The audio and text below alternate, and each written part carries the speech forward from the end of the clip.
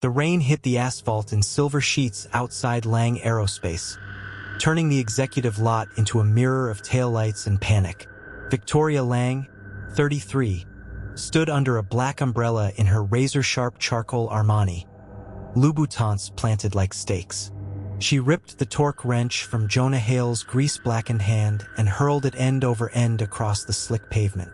"Drive this scrap off my property before you embarrass us in front of real money."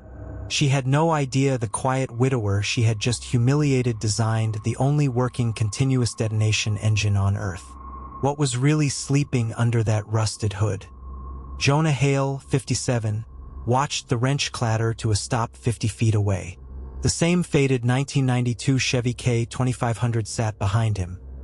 One fender held together by welds. He'd laid down at 3 in the morning after Elena's funeral. 6 years widowed. One daughter. Same blue coveralls every single day. Hale, stitched in white thread over the left pocket. Facilities maintenance level 2. The man nobody noticed until something broke. He had driven that same truck into the same employee lot at 5:35 a.m. for 11 straight years. Always the same cracked vinyl seat. Always the same faint trace of Elena's vanilla hand lotion still trapped in the headliner. This morning had started like every other. The kitchen light in their little brick house on Beechwood Lane. Lily, 16, slid into the passenger seat wearing her Dayton High hoodie, earbuds half in. "Morning, old man." Still refusing to retire this dinosaur. Jonah gave the smallest smile, turned the key. The big block caught on the third try, coughing blue smoke into the November dark. "Pretty doesn't fly, Lily." She finished the quote in her mother's exact cadence. "Only truth does." He reached over, squeezed her knee once. "Only clipboard that matters is yours and your mom's." The 11-minute drive to school was their ritual. Same stoplight on Route 4. Same radio station that still played the songs Elena used to hum. Same creased blue shop napkin folded tight in his coverall pocket. The one she had scribbled her final injector taper numbers on the night the cancer took her. He touched it like a rosary every time the truck lurched. At the drop-off curb, Lily leaned across and kissed his stubbled cheek. "Don't let them push you around today, Dad. You're worth more than that whole campus combined." He watched her disappear through the glass doors, then pointed the Chevy toward Lang Aerospace like always. The investor event had been on the calendar for weeks. $42 million on the line. Fresh capital to keep the cryogenic test cells running at -312 degrees Fahrenheit. Victoria Lang had inherited the CEO chair 11 months earlier after her father's stroke. She moved through the campus like a blade, Rolex flashing at every gesture, Louboutins clicking out authority across polished concrete. Jonah was never invited to those stages. He was the invisible man who kept the lights on. The one who stabilized a $27 million fuel rig at 2:14 a.m. during an ice storm while the executives slept in their downtown lofts.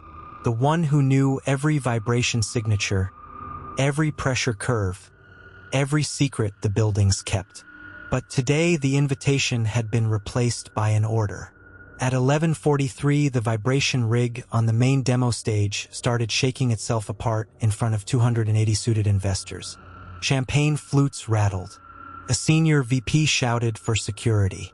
Data lines spiked red across every monitor. Jonah was walking past the open bay doors carrying a toolbox, headed for a failing backup generator on the far side of the campus. He paused 4 seconds, head tilted, listening the way Elena taught him.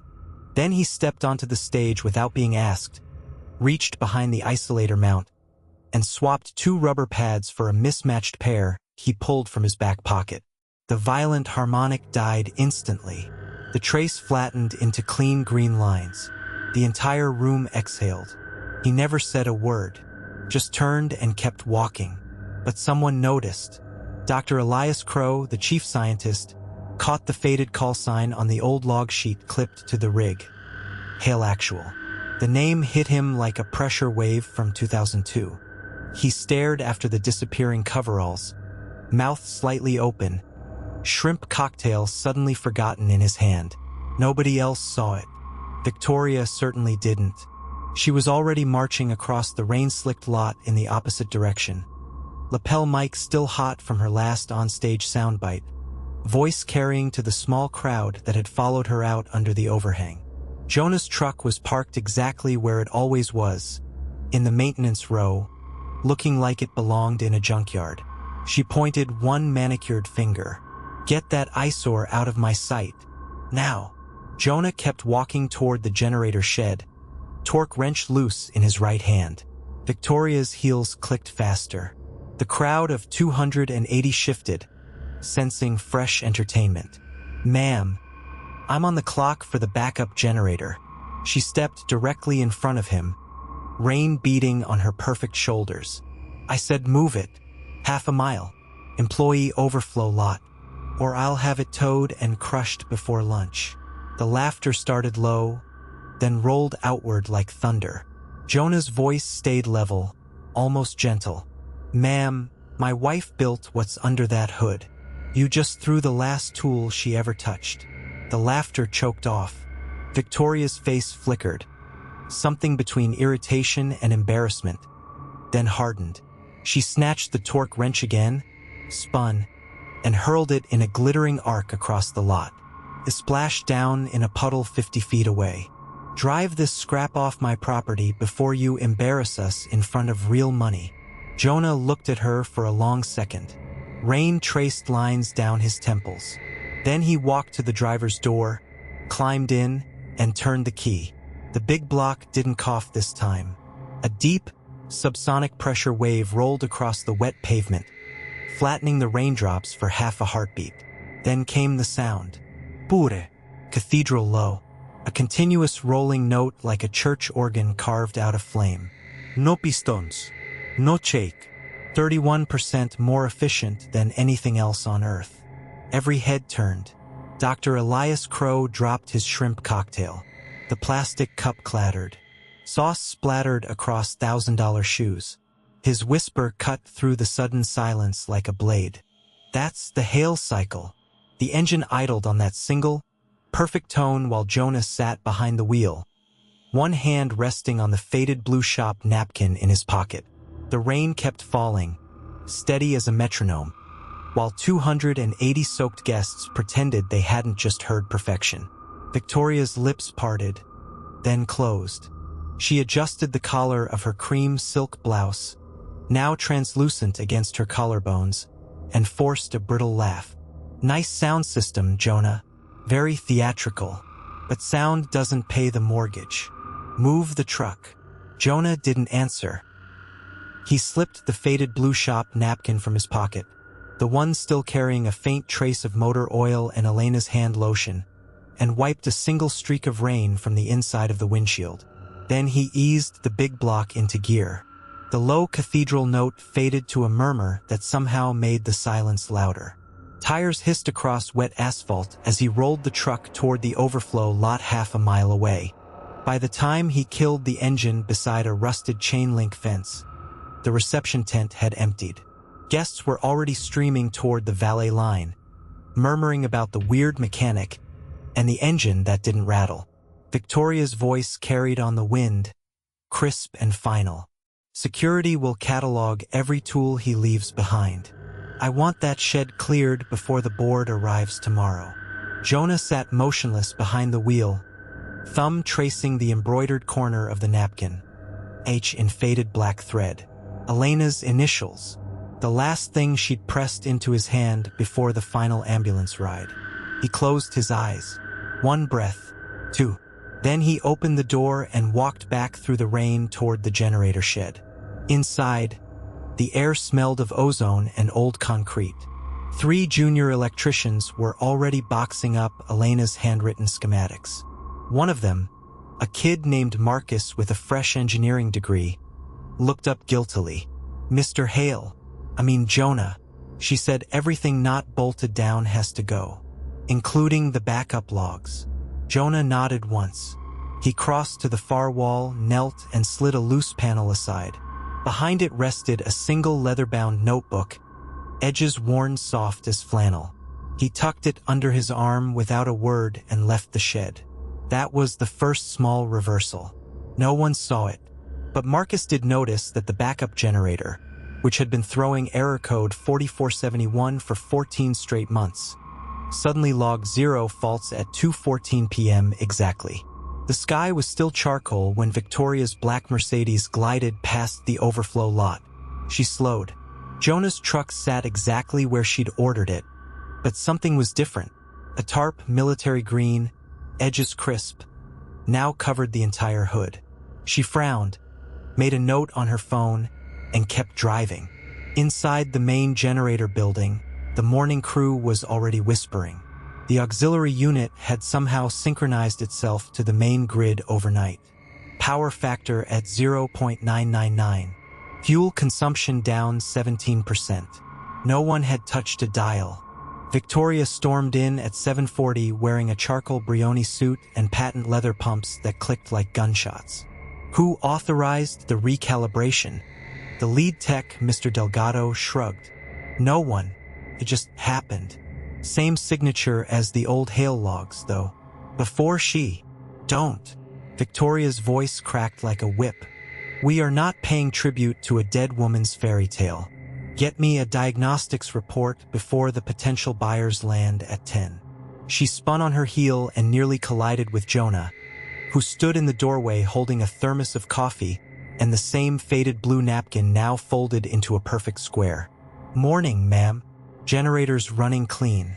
Thought you might want to see the numbers yourself. He held out a single sheet of paper.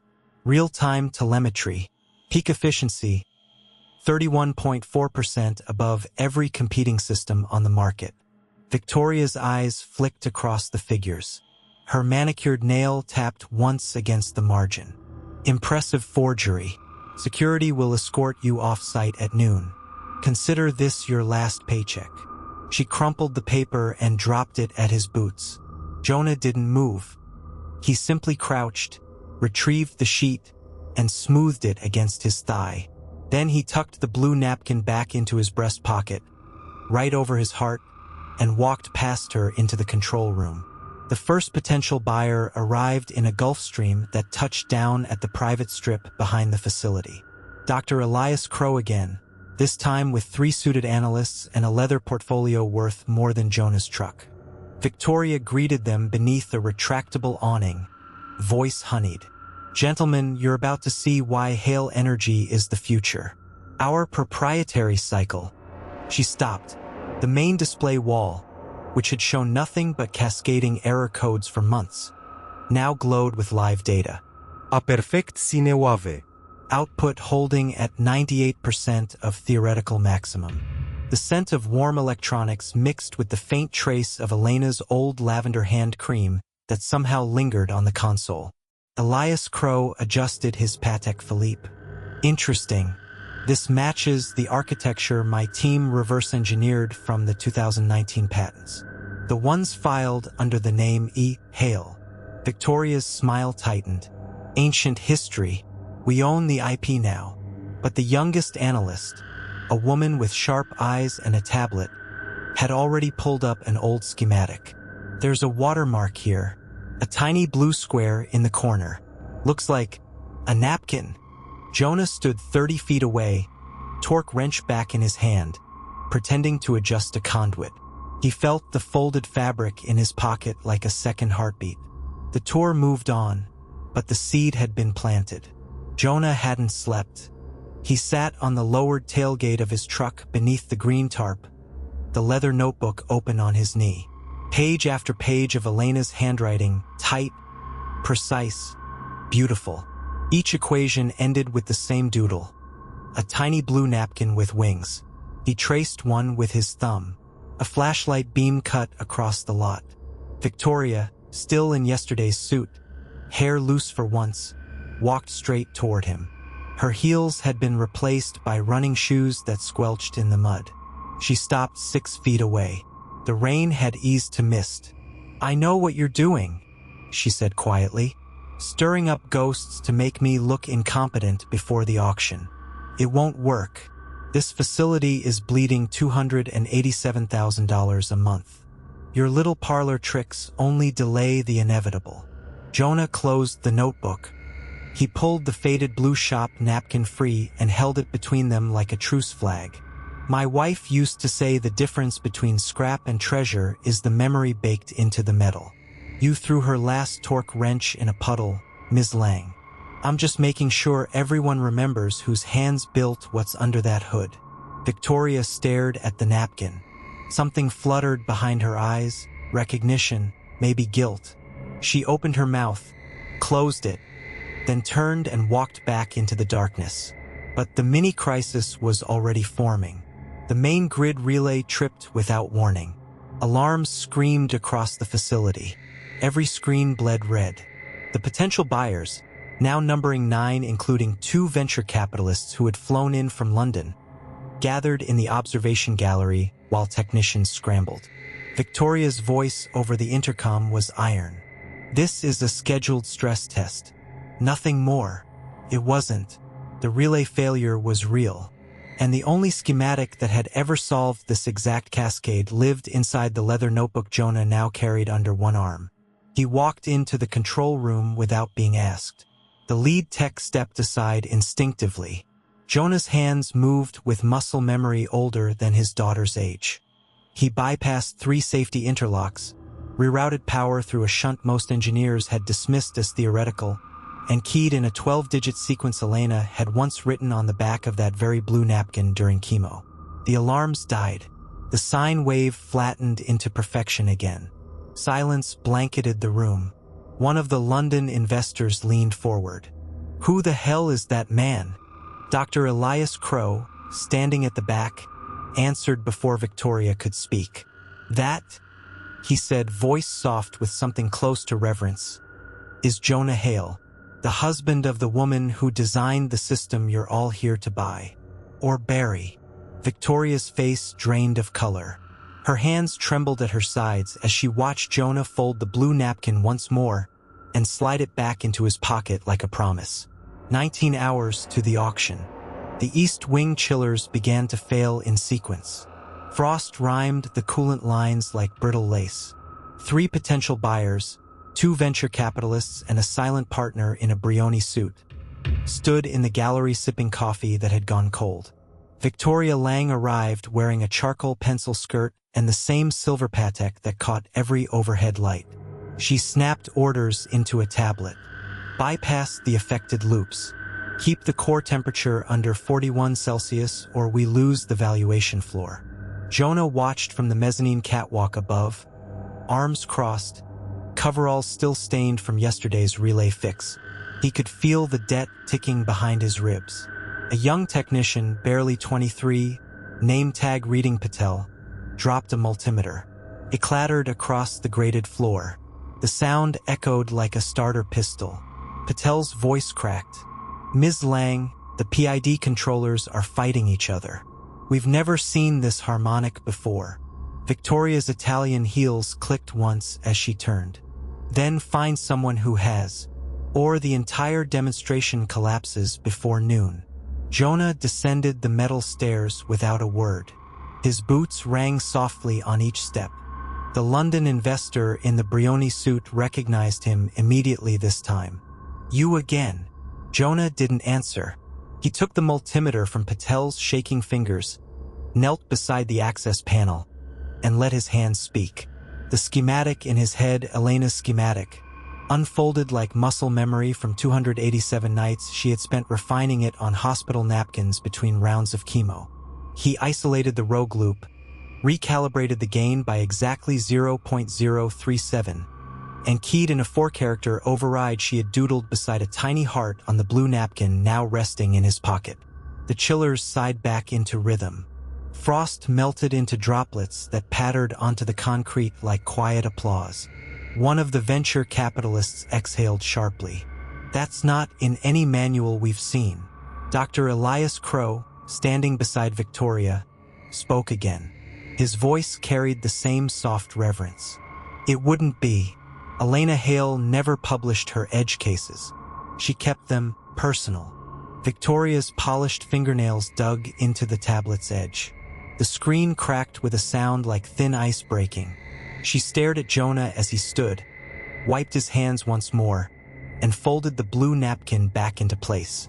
For the first time, her eyes lingered on the faded lavender hand cream stain along one corner, the exact shade Elena used to smooth onto her wrists before every night shift.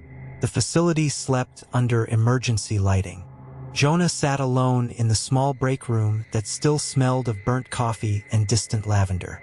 His daughter's latest drawing, Lily, age 16, crayon rockets and stick figure stars, lay on the table beside a lukewarm cup. He traced the blue napkin's edge with a callous thumb, reading the tiny numbers Elena had written there the week before the final round of treatment. A soft footstep behind him. Victoria Lang, no longer in designer armor, just black yoga pants, an oversized hoodie, and bare feet that looked strangely vulnerable against the cold tile. She carried 2 paper cups. Steam rose between them like a truce flag. "I didn't know it was you," she said quietly. The words fell flat in the empty room. Jonah didn't look up. "You knew enough to call me scrap metal, Ms. Lang.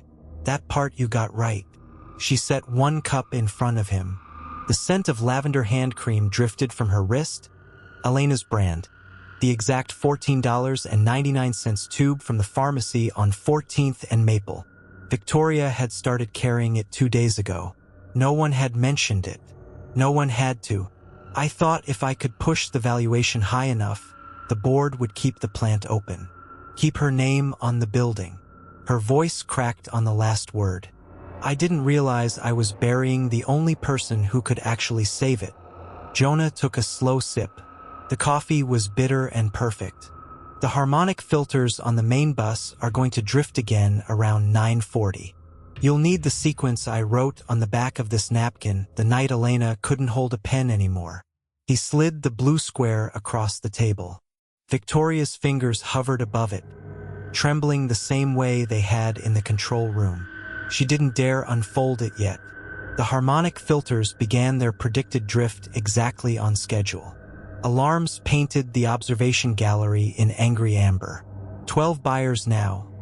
3 more had flown in overnight after word of the mystery mechanic spread. Dr. Crow stood at the front, arms folded, watching. Victoria's voice over the intercom tried for confidence and landed on brittle. "This is within expected parameters. We have it handled." She didn't. Jonah entered the gallery this time instead of the floor.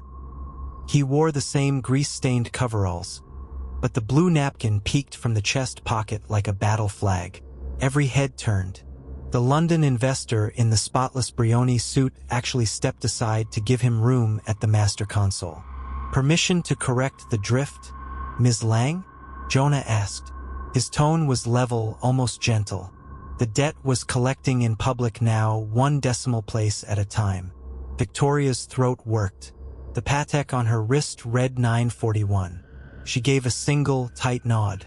Jonah's fingers moved across keys worn smooth by his wife's hands years earlier. He entered the 12-digit cadence Elena had once traced onto the napkin during a 3 a.m. fever dream. The sine wave on the main screen flattened like a held breath. The alarms fell silent. A soft click echoed through the gallery as the final relay seated itself. One of the new buyers, a woman in a tailored navy suit, murmured, "That's the same sequence used on the original Hale prototype in '09. I thought that engineer died with her." Dr. Crow answered without looking away from Jonah. "She did. But she left the blueprints in the hands of the only man who ever understood why they mattered." Victoria stood motionless beside the console. Her shoulders had lost their perfect line.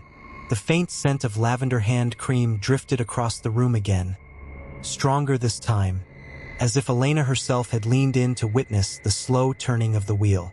19 hours remained until the auction. The cooling tower bypass valves seized without warning. Superheated steam hissed through a hairline fracture in Sector 4, filling the lower levels with a metallic fog that smelled like hot pennies and regret. 3 technicians evacuated coughing. The venture capitalists watched from the reinforced glass gallery, faces tight. Victoria arrived at a dead run, hair escaping its usual sleek knot. the Brioni jacket replaced by a plain white lab coat that somehow made her look smaller. Seal the sector. If pressure climbs past 180 psi, we lose the entire east array. The head of maintenance shook his head. The override code was never digitized, ma'am. It's in one of the old hard copy binders, somewhere in the archive vault. We'd need 4 hours minimum. Jonah stepped through the steam like a man walking through memory. The blue napkin was in his hand now, unfolded just enough to show a small diagram Elena had sketched beside Lily's first crayon drawing of a rocket. The paper had started to fray at the edges, but the ink held. He didn't ask permission this time. He simply walked to the manual override station, twisted the ancient wheel with a sound like a ship's hatch closing, and keyed in the 7-digit failsafe Elena had written in the margin the day they told her the cancer had reached her spine. The valves shuddered once, then receded with a deep mechanical sigh. The steam thinned to nothing. The gauge needles dropped in perfect unison. Silence blanketed the lower level. A London investor cleared his throat. How many of these quiet miracles are we going to see before the auction? Exactly. Victoria's answer came so softly only Jonah and Dr. Crow heard it. As many as it takes for me to understand what I broke. She met Jonah's eyes across the valve station. The Patek on her wrist had fogged over. For the first time, she looked like a woman carrying 3 years of decisions she could no longer justify. Jonah folded the napkin once more and returned it to his pocket. The faint lavender scent clung to the fabric now, transferred from her own wrist the night before. The symbolic square had begun to bridge the distance neither of them had words for yet. The mainframe predictive algorithm started throwing phantom load forecasts. Numbers climbed, then crashed, then climbed higher. The auction catalog listed a projected valuation of $178 million. At the current rate of instability, it would be worth scrap by morning. Buyers gathered in clusters, voices low. Victoria stood at the center in fresh armor. Midnight blue suit, flawless makeup, the silver Patek ticking like a heartbeat she no longer trusted. She addressed the room with the same iron tone that had once sent Jonah away with a cardboard box. This is a final calibration window. We will stabilize before close of business. Jonah entered through the rear doors carrying a child-sized backpack. Lily's rocket drawing stuck out of the side pocket. He set the bag down gently on a folding chair and walked to the mainframe console without fanfare. The lead systems engineer actually bowed his head as Jonah passed. The sequence this time was longer. 23 characters Elena had written across 3 separate nights on the same blue napkin while morphine dripped into her veins. Jonah typed them in one by one, pausing between each group exactly as she had taught him during those long hospital hours. The algorithm calmed like a scolded child. The projected valuation number on the wall display climbed back to $178,400,000 and held. A venture capitalist in the front row actually applauded once, short, sharp, involuntary. Dr. Crow's voice carried across the sudden quiet. Jonah Hale didn't just marry the woman who designed this plant. He carried her through every late-stage revision. That napkin in his pocket contains more of her real work than every patent folder downstairs combined. Victoria's polished facade finally showed a visible fracture. Her lower lip trembled for half a second before she caught it. She stepped forward until only the console separated them. "After the shift," she said, voice barely above a whisper, "I'd like to speak with you, privately, before the final countdown begins." Jonah studied her for a long moment. The blue napkin felt warm against his chest, as if Elena's handwriting still carried heat. He gave one slow nod. The facility corridors were empty except for the low hum of restored systems. Victoria waited in the small break room where they had shared coffee days earlier. 2 fresh cups steamed on the table. She had removed the Patek and set it aside like something suddenly too heavy. Jonah arrived carrying the child-sized backpack again. He set it down, pulled the blue napkin from his pocket, and laid it between them without ceremony. The lavender hand cream stain had darkened with use, but every number, Every tiny heart, every measured decimal remained clear. "I'm not here to destroy you, Ms. Lang," he said quietly. "I'm here to make sure no one else tries to bury what Elena built, or who she left behind." Victoria reached out, fingertips brushing the napkin's edge for the first time without flinching. Her eyes glistened. 18 hours to the auction," she whispered. "Tell me what I need to do to stand beside you instead of against you." The morning shift change brought the first real test. 3 senior engineers clustered around the main coolant manifold, arguing over pressure variances that had spiked overnight. Their voices echoed off the high ceiling like thrown gravel. Victoria stood at the edge of the group, arms crossed, the Brioni jacket replaced by a plain gray fleece that still carried the faint trace of yesterday's lavender hand cream. She had not slept. Jonah arrived pushing a maintenance cart, the child-sized backpack slung over one shoulder. The blue napkin peeked from his breast pocket, folded into its familiar triangle. He said nothing at first, just listened while the tallest engineer, a man named Reynolds with a Yale ring that caught the overhead lights, jabbed a finger at the digital readout. "These readings are garbage," Reynolds snapped. "The whole cascade is unstable. If we push the auction schedule, this place will blow before the first bid sheet is even signed." Victoria's jaw tightened. She glanced sideways at Jonah, the question clear in her eyes.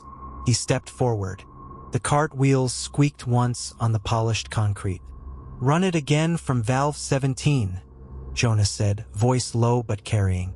"The real limit isn't pressure. It's the harmonic resonance Elena wrote into the original damping matrix. You're reading the ghost, not the signal." Reynolds snorted. "Who the hell are you, exactly?" "The night shift janitor with opinions." The other 2 engineers shifted, uncomfortable. One of them had been in the control room the night before. He stayed silent. Jonah reached into the cart, pulled out a battered multimeter older than most of them, and clipped it to a junction box no one had touched in 6 years. The needle settled. He tapped the glass twice with a calloused finger. "0.08 hertz off," he said.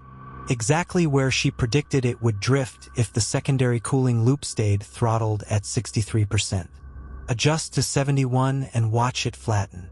He didn't wait for permission. His hands moved with the calm economy of someone who had performed the same motion 412 times during late-night revisions in their old apartment. The numbers on the display dropped. The low growl of the manifold smoothed into a steady purr. Reynolds blinked. The Yale ring tapped nervously against his thigh. Victoria exhaled through her nose. "Make the adjustment," she told the team. Then, quieter, only for Jonah. "That's twice you've saved my schedule in 12 hours. He gave a small shrug, the backpack shifting against his back. Inside it, a small stuffed rabbit with one frayed ear pressed against the zipper. He had carried it every single day since the plant doors first opened under her watch. A reminder, promise. The second crisis came faster than expected. A courier arrived at the front gate with a thick manila envelope. The return address was a private equity firm in Manhattan. Victoria opened it in the executive conference room while 3 board observers watched via video link from leather chairs 2 states away. The smell of fresh ink and expensive paper filled the space. The letter was short, brutal. Effective immediately, the auction reserve price had been raised by $42 million. New compliance audits were required before any bids could be accepted. The reason given was material misrepresentation of intellectual property ownership. Someone had leaked that the original patents listed Victoria Lang as sole inventor. Someone had also included photocopies of Elena's early sketches, the ones drawn on blue napkins during hospital visits between chemo rounds. Victoria's polished fingernails dug into the edge of the oak table. The Patek was back on her wrist, but the clasp looked loose, as if even the watch wanted to slip away. Jonah stood just inside the doorway, holding a mop bucket that had never seen water that morning. The blue napkin rested in his shirt pocket like a quiet challenge. He had heard every word. One of the bored observers on screen cleared his throat. "Ms. Lang, this could sink the entire sale. We need the original contributor affidavits by close of business or the deal collapses. And frankly, we don't have time to chase ghosts." Victoria's eyes found Jonah across the room. For the first time, she looked small inside her own building. He set the mop bucket down. The plastic wheels clacked against tile. "I can get you the affidavits," he said simply. Reynolds, who had followed him in, laughed once under his breath. "From where?" "The ghost of Christmas past." Jonah didn't answer him. He reached into the child-sized backpack and withdrew a thin leather folder no thicker than a field manual. Inside were 7 notarized statements dated over 11 years, each signed by Elena in her careful, looping hand. The lavender hand cream stain appeared on the corner of every page, transferred from her fingers the day she signed them while Jonah sat beside her bed. He laid the folder on the table between Victoria and the laptop camera. "These were always meant to surface," he said. "Just not like this." The bored observers leaned closer to their screens. One of them actually whistled. Victoria touched the top document with 2 fingers. Her voice came out hoarse. "You had these the whole time?" "Every day," Jonah answered. "I just needed the right moment to hand them over." The video feed flickered as the observers began typing furiously. The $42 million gap suddenly looked bridgeable. Victoria met Jonah's gaze and held it for 4 full seconds. Something shifted behind her eyes. Not yet surrender, but close enough to taste. The mini-crisis returned in the loading bay. A flatbed truck arrived carrying replacement turbine blades that had been rerouted from a sister facility 200 miles north. The driver, a thick-necked man named Carl with grease permanent under his nails, refused to unload until someone signed for a $3 million insurance rider. The original paperwork listed Victoria Lang as the authorizing party. Only she wasn't on site anymore. She had been called to an emergency meeting with the State Energy Commission. Jonah found the truck idling at Bay 4. The diesel engine grumbled like an impatient animal. Carl leaned against the cab, arms folded, staring at the clipboard as if it had personally insulted him. "No signature, no blades," Carl said. "Company policy. I don't care if your boss is the Queen of England." Jonah stood in the weak afternoon light, the child-sized backpack at his feet. The blue napkin fluttered slightly in the breeze coming off the river. He studied the manifest for 7 quiet seconds. Then he pulled a pen from his coverall pocket, the same pen Elena had used to sketch her final revision notes. He signed the rider in a clean, decisive hand. Yanıtın M. Hale. The driver's eyebrows rose. Hale? As in the Hale who co-authored the original turbine patent. Jonah didn't confirm it. He simply pointed to the signature line where the ink was still wet. Carl looked at the name again, looked at Jonah's worn boots, the faded logo on his coveralls, the backpack that clearly belonged to a child. Then he looked at the signature one more time. Something clicked. He uncrossed his arms. "Well, damn. My old man worked on the beta test rig for your wife's first design. Said she was the only one who ever treated the mechanics like they had brains." The driver spat once on the asphalt, then signaled his partner to start the crane. The turbine blades began their slow descent into the bay. Jonah watched them settle into place with a heavy metallic thud that vibrated up through his soles. He slipped the blue napkin from his pocket, unfolded it just enough to see the tiny heart Elena had drawn next to the damping equation. The paper smelled faintly of lavender even now. 19 hours to the auction. He refolded the napkin and returned it to its familiar place against his chest. The debt was still being collected, one witnessed reversal at a time. But the temperature in the plant had changed. People were starting to look twice when he walked past. Reynolds had stopped laughing. The bored observers had started asking for him by name. And Victoria Lang had begun leaving her office door open whenever he passed. The facility lights dimmed to night cycle amber. Jonah sat alone in the small break room, the same one where Victoria had first offered coffee and a private apology. The child-sized backpack rested on the chair beside him. He had taken the stuffed rabbit out and set it on the table. Its single remaining button, I stared back at him with quiet patience. Footsteps approached. Soft, hesitant.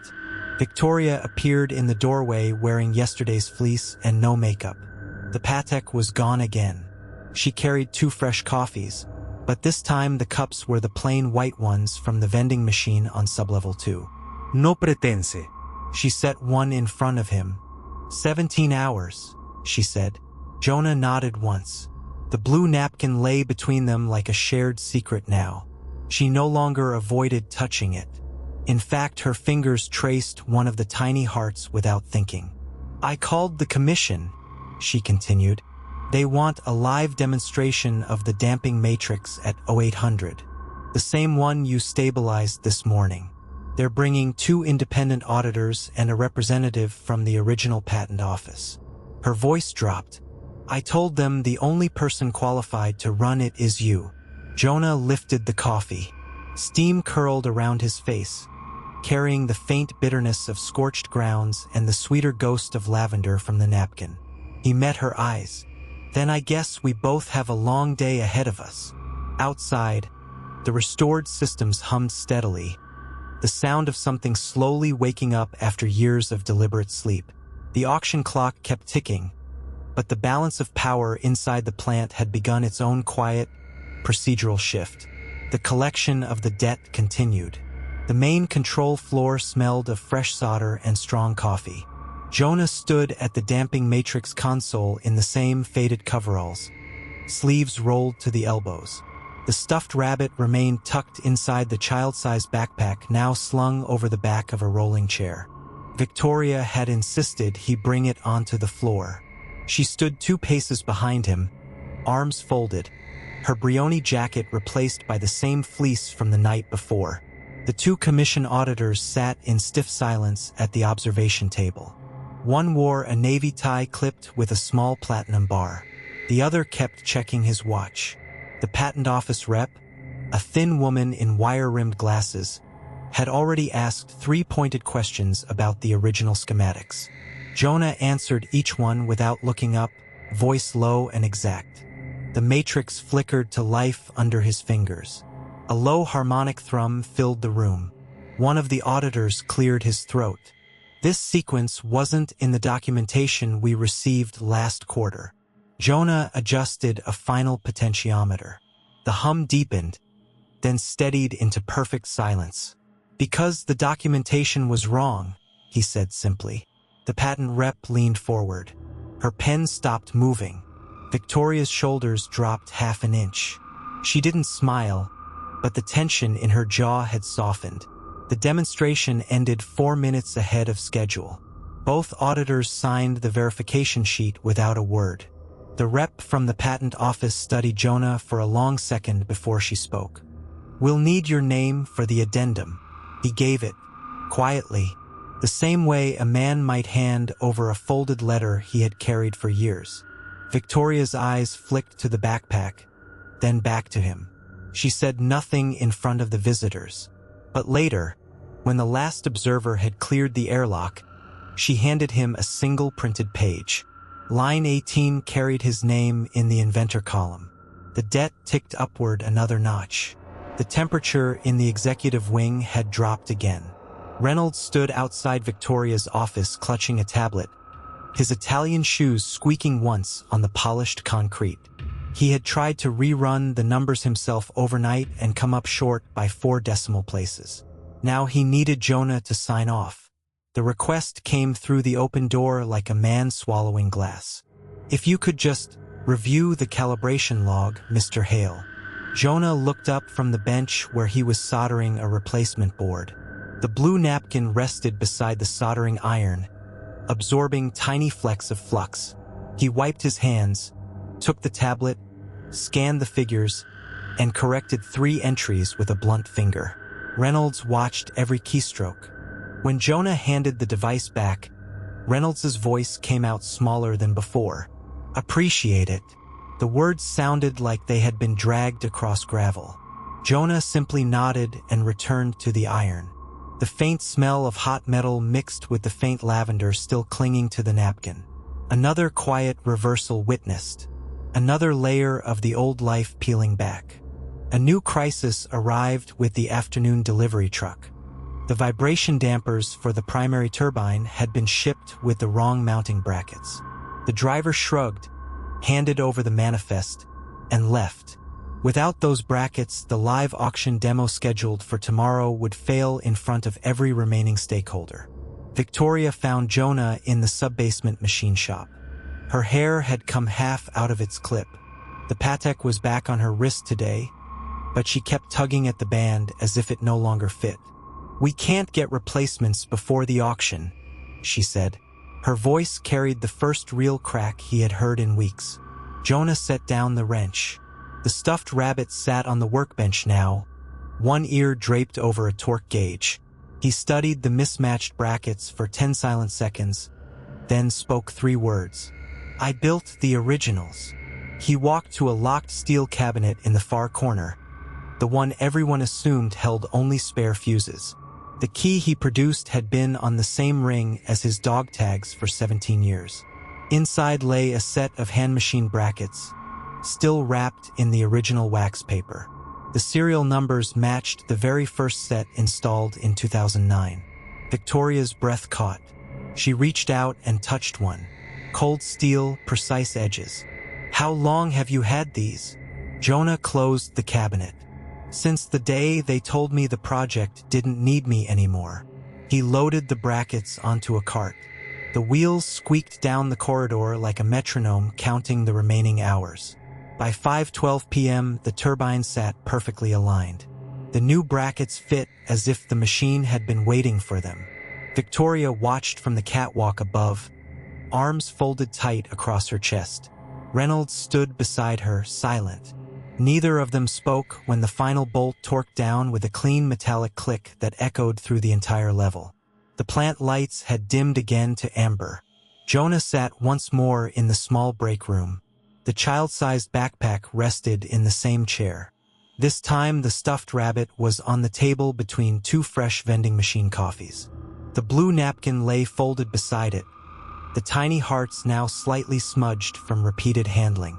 Victoria appeared without knocking. She looked exhausted, but the fear in her eyes had been replaced by something closer to resolve. She sat across from him. For a long minute neither of them spoke. Then she reached out and adjusted the rabbit's ear so it stood straighter. "My daughter had one almost identical," she said, voice barely above a whisper. "Lost it the year her father left." Jonah's hand paused halfway to his cup. He studied her face. The confession hung between them like steam. She continued, "I've been reading the old project logs. Your name appears on every critical milestone between 2007 and 2011. Then it disappears. Overnight." She met his eyes. "I need to know what happened, Jonah. Before tomorrow." He took a slow breath. The lavender scent rose again, faint but unmistakable. He unfolded the blue napkin, smoothed it flat, and began to speak in the same measured tone he used on the control floor. "Not everything. Not yet. Just enough. The accident during the night test in Sector 4. The safety override he had written himself. The board decision to bury the logs and the man who wrote them." Victoria listened without interrupting. Her fingers traced the hearts on the napkin in slow circles. When he finished, she sat back. The Patek caught the amber light and flashed once. "I'm sorry," she said. The words were quiet, private, meant for the break room and no one else. Jonah folded the napkin again and slid it toward her. "Apology noted, but the auction still happens in 16 hours. She took the napkin, held it. The debt had shifted again, another precise increment. Outside, the restored systems continued their low, steady hum, patient as the single-button eye on the stuffed rabbit staring up from the table. The morning shift arrived to find the main floor already alive. Jonah had been there since 4. He moved between stations with the same quiet competence, correcting a relay here, recalibrating a sensor there. Word had begun to spread beyond the executive wing. Mechanics who once avoided his gaze now nodded in passing. One older welder actually stopped him near the east stairwell and asked a technical question about harmonic resonance. Jonah answered with 2 sentences and a part number. The welder walked away, repeating the number under his breath like a prayer. Victoria watched it all from the glass bridge that overlooked the floor. Reynolds stood beside her again, but this time he kept his hands in his pockets and his opinions to himself. The board observers had doubled overnight. 2 of them carried tablets with Jonah's name already highlighted in yellow. The countdown on the main status screen read 14 hours, 39 minutes. Every time it dropped another minute, the tension in the air tightened like a cable under load. The second mini-crisis arrived without warning. A fault code flashed across 3 separate monitors. The newly installed damping matrix had begun to drift by 0.007%, small enough to ignore in normal operation. Catastrophic during a live demonstration in front of regulators and potential buyers. Victoria found Jonah in the lunch line. She didn't speak, simply showed him the tablet. He studied the numbers, set his tray down, and walked straight to the matrix housing. The child-sized backpack went with him, rabbit ear poking from the half-zip top. He removed an access panel, reached inside, and made one adjustment with a 3mm hex key. The fault code vanished. The matrix settled back into perfect alignment. He closed the panel, wiped his hands on the blue napkin he kept in his back pocket now, and returned to his lunch. The entire episode took less than 4 minutes. 3 technicians had watched the whole thing. One of them whispered something to the others. The name Hale passed between them like a live wire. Victoria remained at the edge of the floor. She didn't applaud. She simply closed her eyes for 2 full seconds, then opened them again. The debt was no longer a private collection. It had begun to echo through every level of the plant. The final rehearsal for the live auction feed was scheduled in the main demonstration theater. Seats had been arranged for 30 observers. The lights were hot, the cameras ready. Victoria stood at the podium in a fresh charcoal suit, Patek visible on her left wrist. Reynolds sat in the front row, tie perfectly knotted, expression unreadable. Jonah waited in the wings, backpack at his feet. When the matrix sequence began to fail on the 3rd diagnostic, the entire room went still. Victoria's voice faltered on the scripted explanation. The lead auditor from the commission tapped his pen once against his clipboard, impatient. Jonah stepped forward without being called. He walked to the control station, plugged in a single auxiliary cable, and entered a 12-digit override code the system had not seen in 11 years. The matrix snapped back into specification. The hum returned, clean and true. He said nothing, simply stepped back into the wings.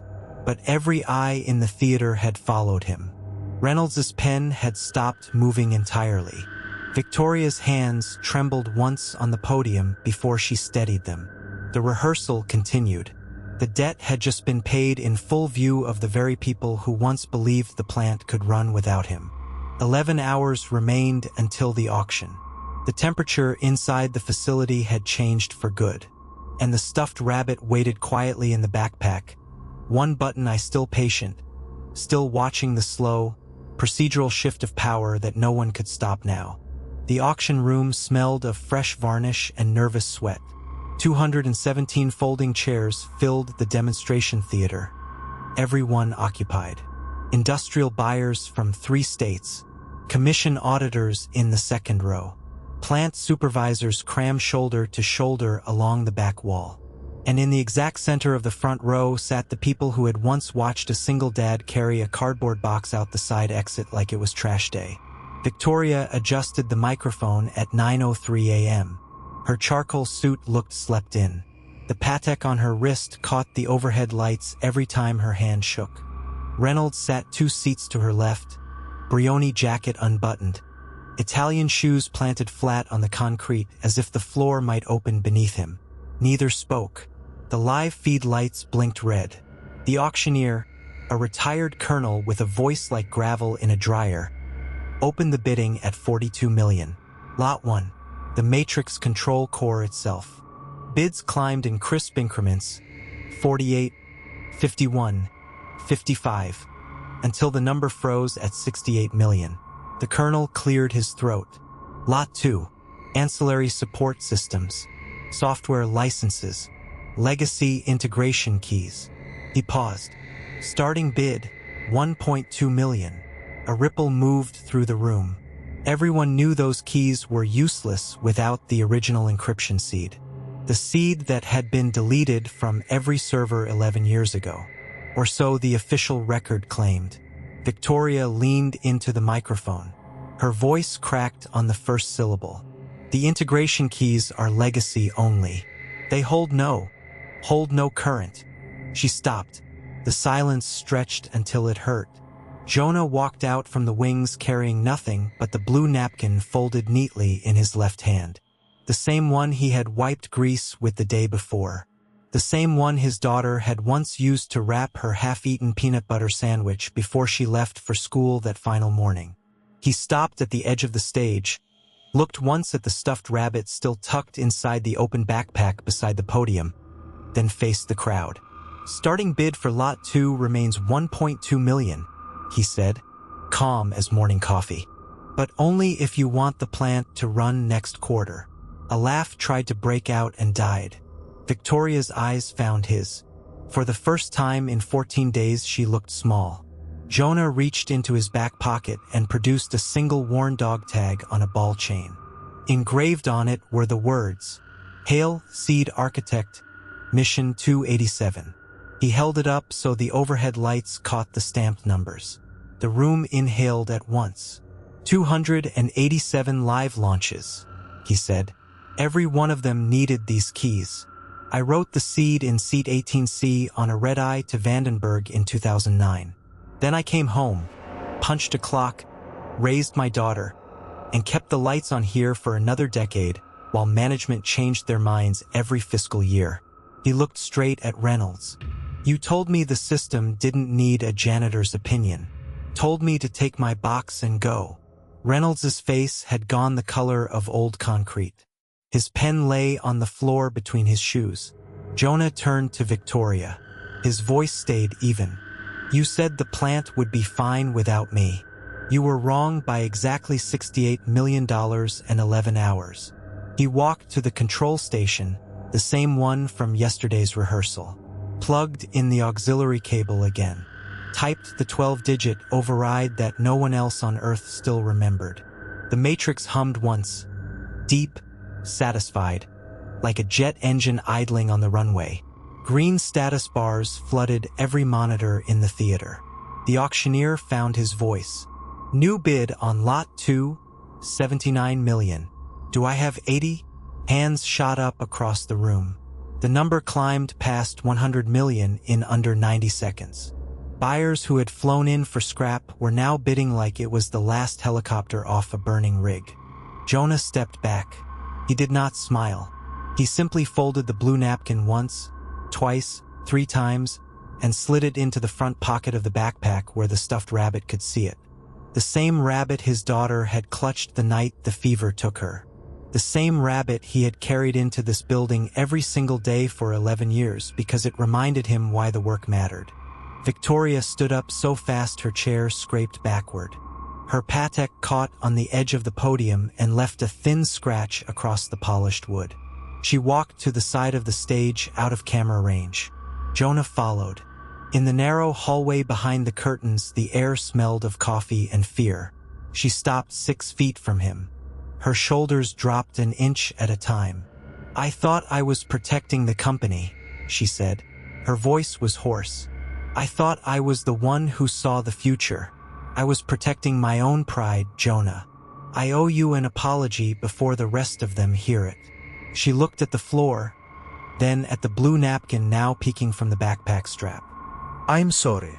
I was cruel when you had already lost more than any of us understood. I was wrong. Jonah studied her for 3 full seconds. The hallway lights buzzed overhead. He gave one slow nod. They walked back out together. Victoria returned to the podium. The live feed camera caught every movement. She did not sit. She gripped the sides of the lectern until her knuckles matched the white of her cuffs. "Before we continue," she said, voice steady now for the first time all morning, "I need to correct the record in front of everyone watching." 217 people leaned forward in their seats. 11 years ago, we lost the best engineer this facility ever had. We didn't lose him because of budget cuts. We lost him because I dismissed him in front of his own team. I called his expertise scrap metal. I told him to take his box and go. That man is standing behind me right now. His name is Jonah Hale. And the only reason any of us still have jobs to bid on is because he never actually left the work. He simply stopped signing the invoices. She turned, looked straight at Jonah, and spoke the next words to him alone, even though the microphones carried them to every corner of the room and to the live stream already climbing past 40,000 viewers. "I was wrong, Jonah. I am sorry. The plant belongs to you more than it ever belonged to me. Whatever offer wins today, I will recommend, publicly and in writing, that you retain full technical oversight and an equity stake. You earned that debt back one silent correction at a time." A silence thicker than the varnish on the floor filled the theater. Then the applause started in the back row where the 3 technicians from Day 13 sat. It rolled forward like a wave until even the commission auditors were on their feet. Reynolds rose last. He walked to the edge of the stage, removed the Patek from Victoria's wrist, and handed it to Jonah without a word. Then he faced the cameras himself. "I signed every termination memo," he said. His voice cracked like thin ice. "I wore the suit. I made the calls. I was wrong too. Mr. Hale, Jonah. The door was never yours to walk out of. It was ours to keep open. I apologize, privately, and right now in front of every person who laughed that day." He stepped back. The room stayed standing. Jonah did not raise his hands for quiet. He simply waited until the last clap faded. Then he pulled the stuffed rabbit from the backpack, held it once against his chest, and set it gently on the podium beside the microphone. One button, I still patient, still watching. The final hammer fell at 11:47 a.m. Final price, $178 million. The new owners, an investment group from Colorado, immediately announced they would retain the original seed architect as lead technical advisor with full veto power on any future layoffs. 11 days later, the plant lights burned at 2:14 a.m. again. But this time Jonah was not alone in the matrix chamber. A small cot had been set up in the corner for when his sister brought her kids to visit. The blue napkin lay folded on the pillow. The stuffed rabbit sat propped against it, one ear permanently bent from years inside the backpack. Victoria visited every Friday at noon. She brought coffee. No Patek on her wrist anymore. She sat on an overturned crate and listened while Jonah explained the new override protocols he was writing for the next decade. She took notes like an intern. Reynolds sent a single handwritten letter. It arrived in a plain envelope, no return address. Inside was a photograph of his own son holding a toy jet plane. On the back he had written, "Told him the man who kept the real ones flying also kept his father employed. Thank you. Er." Jonah kept the letter in the same pocket as the blue napkin. Some debts are collected in silence. Others are paid back in crowded rooms where the people who once looked away are forced to watch the quiet man step forward. But the ones that matter most are the ones carried home at night. Folded into a back pocket, tucked beside a child's toy, held against a chest when the lights go out and the only sound left is the low, steady hum of systems that still work because one father refused to let them die. The plant still stands on Route 41. The sign out front was changed last month. It now reads, Hale Integrated Systems, EST 2009, still running on legacy faith. And late at night, when the Matrix sings its clean true note, you can sometimes see a single dad walk the catwalks with a stuffed rabbit under one arm and a worn blue napkin in his back pocket. He doesn't say much. He doesn't need to. The machines remember his name. So does everyone else now. That is what it means to collect a debt the slow way. Not with thunder, not with revenge, just with patience, competence, and the stubborn refusal to let the people you love be forgotten by the people who should have known better. The rabbit's button I still watches, and the hum still holds,